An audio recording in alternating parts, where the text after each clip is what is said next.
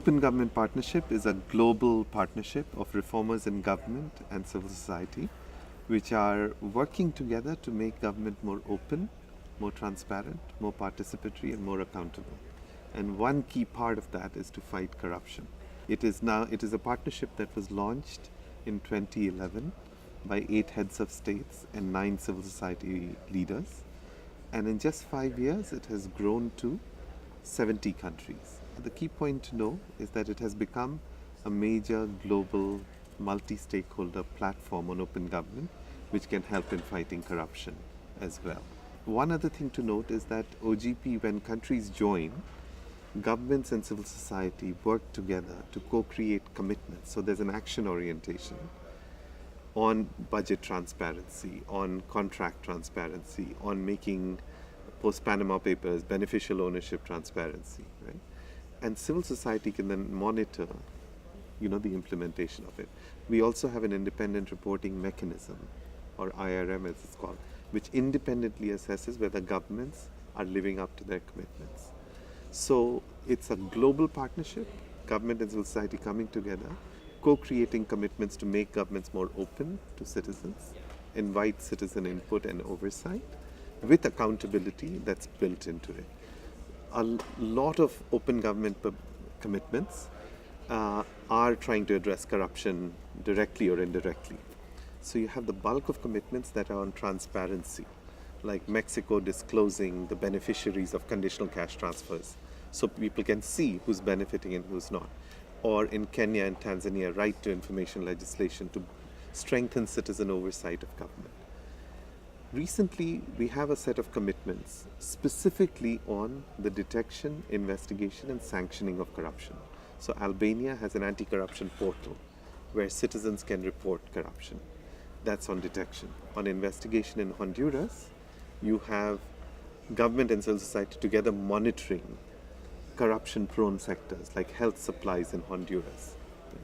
And Indonesia, you have sanctioning. So you have the government publishing blacklisted lists of companies from public procurement. In terms of successful examples which are more, if you will, which are ratcheting up a serious focus on anti-corruption, let me just give you 2. Ukraine. In Ukraine, which is, like many other countries, has entrenched problems of corruption. It launched, government and civil society and private sector together launched a Prozoro open contracting platform. What it does is that all contracts are done on e-procurement. They are online, but importantly, they are an open contracting data standard. So anyone can search who won the contracts, why they did, and it has an online complaint mechanism, online monitoring mechanism. So it creates a lot of transparency and oversight, searchable in the contracting process. It's already led to a 14% reduction in procurement costs, $233 million savings, and a huge increase in the number of bidders. Also in Ukraine, the OGP commitment was used to do an e-declaration system, which means that top officials from the Prime Minister to Cabinet to prosecutors and judges all had to disclose their assets. And the minute this went live, the portal, it sent shockwaves through the system because it showed glaring discrepancies between the incomes of top officials and their assets. And now this information is available for the anti-corruption agency to actually investigate and do actions on.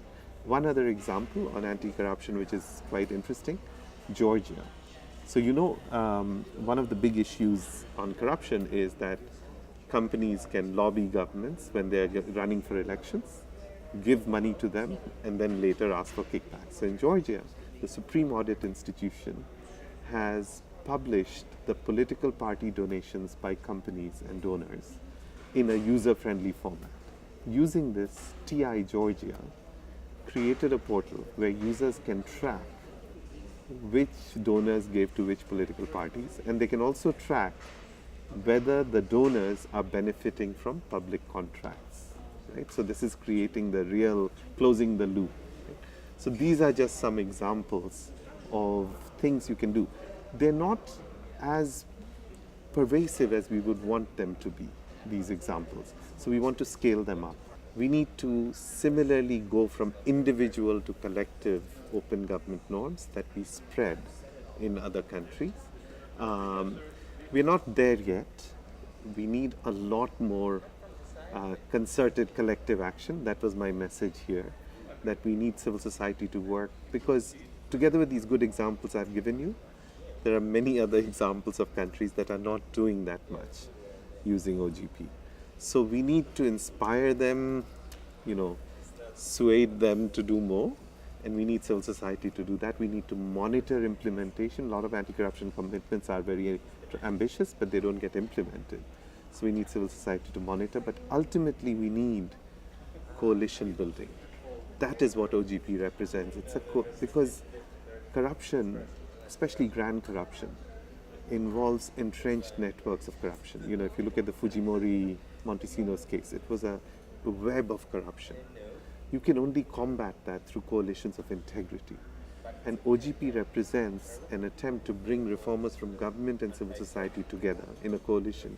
So you find collective courage, collective strength to overcome the odds which seem very difficult otherwise. So that is the real hope and possibility of OGP. We see Argentina as a potentially really important global leader in open government today. And I think we are very excited that Argentina will be hosting the regional meeting. I think these regional meetings are very useful as a way to share experiences in very interesting innovations that we are seeing happening in the region, but also globally.